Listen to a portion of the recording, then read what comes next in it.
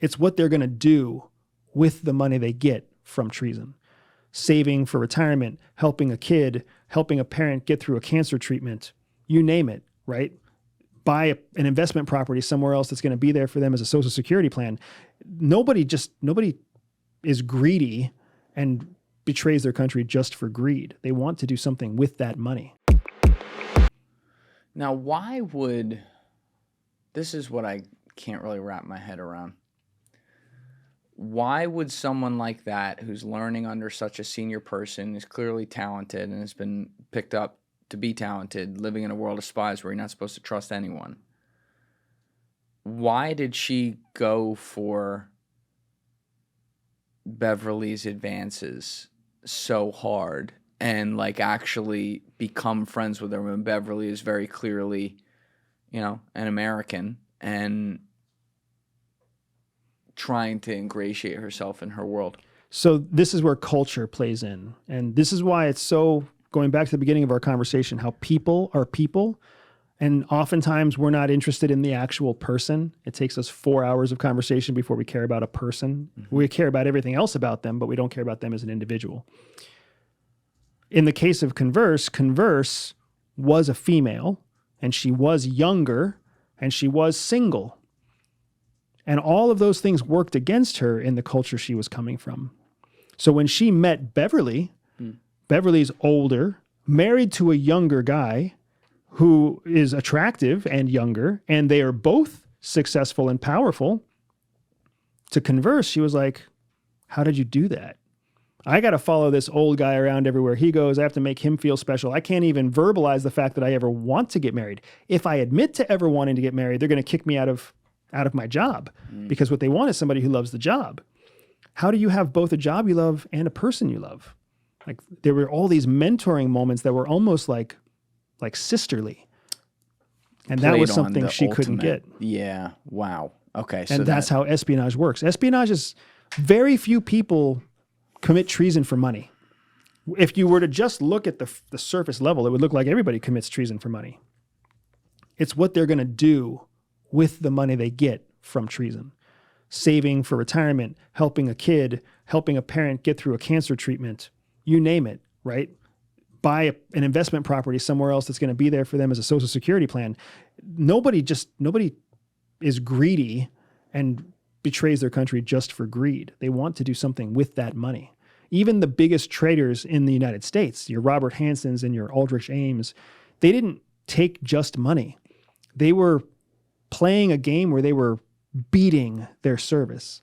CIA underestimated Aldrich Ames. So every time he took money, he was sticking it in their face. That's why he drove Jaguars and wore fancy suits to work. He was basically saying, fuck you. I'm so much smarter than you, CIA, that I'm giving secrets to the Russians and making more money than you can give me. And you need to know that. And Robert Hansen and FBI was doing the same thing. They didn't care about the money. They cared about what the money represented. All right, real quick, I go to the bathroom, but we'll be right back. Yeah, Gio was actually just asking, we're back now, but Gio was just asking off camera, like, how do you trust your wife? Because the whole time I was reading this, I was kind of thinking that. I'm like, is Jihi just working Andy? Are they like, yo, we got a real fucking case of cowboy fever here, so you just, you keep an eye on him? I've heard of that before. She may very well be working me for all I know, but I think the way I trust her is I feel like I don't have an option. She's smarter than me and more successful than me, so I'm not going to outsmart her or dupe her or trick her. So if anything, it makes for a very easy way to be very honest and transparent with my wife, which has been all the difference in our relationship too. Whenever I have an insecurity or a doubt, whenever I see a hot chick on the street, it's just so much easier to tell her the truth because whatever comes next is going to be easier than if I lied to her. Gee, you see the rack on that chick? I need you guys to like put a GoPro on and just like walk around town. I need to see this like in action. What it looks like? Yeah. You just see Andy's head turn all the time with the GoPro. Turns back to Jihi. Come on. So it's worth noting, and we talk about this in the book as well. My wife has an anxiety disorder. She suffers from depression. She has mental health issues that made her almost ideally suited to work at CIA. As long as I don't violate her own mental health challenges, it's actually more comforting to her. What drives an anxious person crazy is when they wonder if you saw the girl with the nice rack. Right. As soon as you say, I saw the girl with a nice rack, it's like talking to Rain Man. Oh yeah, it was a nice rack. It was a good rack. It was definitely a good rack.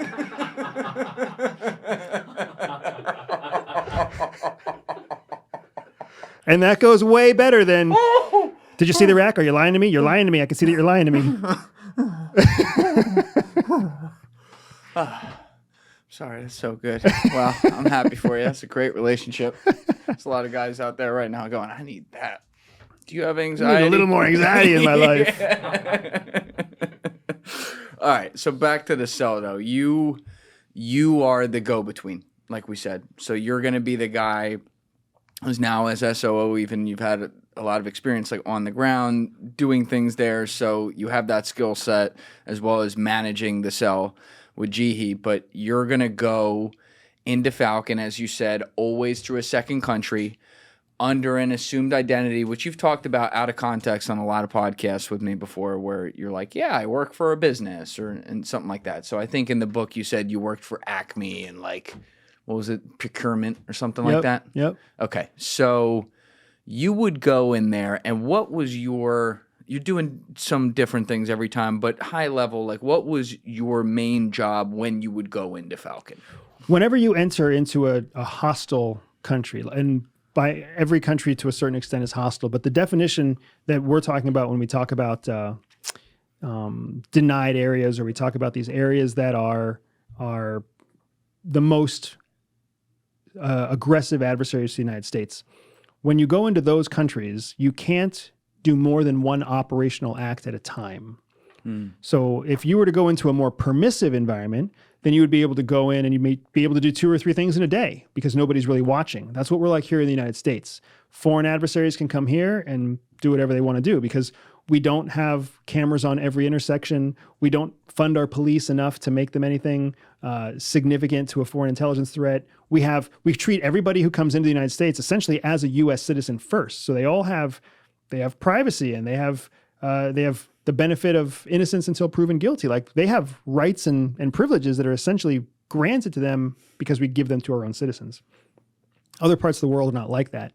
So what that meant is that inside Falcon, our case officers couldn't go to Falcon to execute an operation and also on that operation procure their operational support requirements. If they needed bulk cash deposits, if they needed special watches, if they needed certain SIM cards or batteries that were specific to Falcon. They couldn't do that on their own. They couldn't show up and then procure those things and carry out the operational act. It would create a trail that would identify that what they're doing is espionage.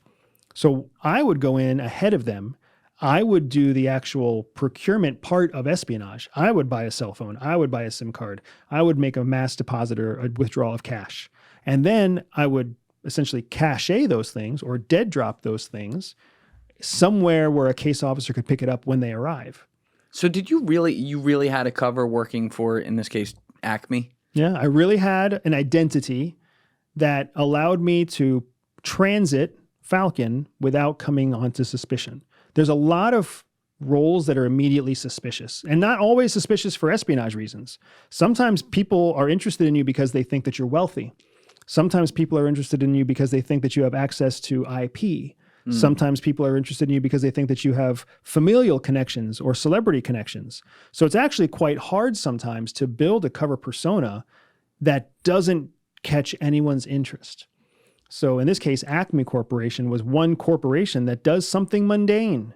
They do something that has to do with everyday needs. Think like soles on shoes or printer cartridges and printers or like the nail clippers, right? Something stupid that nobody anywhere is concerned with the IP of nail clippers, and nobody anywhere is concerned with the celebrity connections of a company that makes the soles for shoes. And like, it's all mundane and silly, but it's big business. Right. It's big enough business that you want to have the natural resources that either provide the beginning, or you want to have the trade route that carries them, or you want to have the manufacturing that builds them.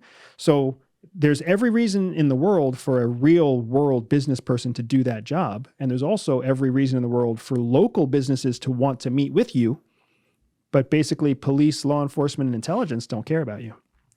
But you really had to have that cover because you had to represent this, whoever the actual real company was. And you really have to learn about it, and you really have to know the lingo, right? So you literally reported to a guy working for that company in another country, or was it you were disconnected and just said you worked for them and would approach it that way? So this is getting into the sensitive side of how these operations are built. Okay. So what I will say is that I was not alone. There were people that I had to speak to and people who had to speak to me. That's part of what makes it a backstopped cover, what we call a backstopped cover. So I could send emails would come. I can make phone calls, and inbound phone calls would come in. So everything is legit. Actually a registered business, actually registers a profit, and actually has regular revenue and P&L. Like, it's all a very real thing. But where that person was located and how much that person was dedicated to my cover versus, multiple businesses or whatever else, that gets into the classified area.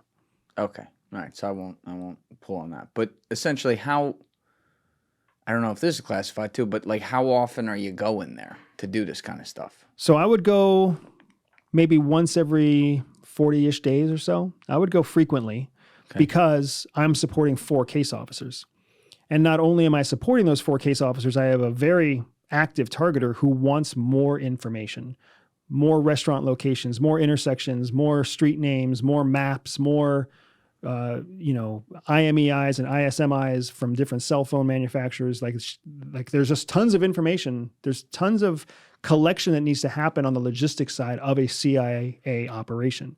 So there's always a reason to go. And the more you go, the less suspicious you are. Right. Because the more regular your passage is, the more you look like a regular business person. You always stay for 2 or 3 days. You always stay in the same hotel. You always do the same things in the same city. You go to the same restaurants. You rent the same car from the same rental car agency. All that stuff's very common. And now all of a sudden it puts you almost above suspicion. What about for someone like Beverly, though, who I believe met, you said it's Converse, not Converse, is how you said it? I think Converse is better. I always thought Converse is better too. This was literally a conversation I had with my wife. I was like, why don't we call this person Converse? And she was just call it Converse. Converse. It's better. So cool. You see the black shoe and the star and everything. On the Julian Dorey podcast, we're going to call it Converse. So thank you guys for checking out this clip. If you haven't already subscribed, please subscribe and hit the like button on this video. It is a huge, huge help. And if you'd like to check out this clip's full podcast episode, that link is in the description below or right here. And finally, you can follow me on Instagram and X by using the links in my description below.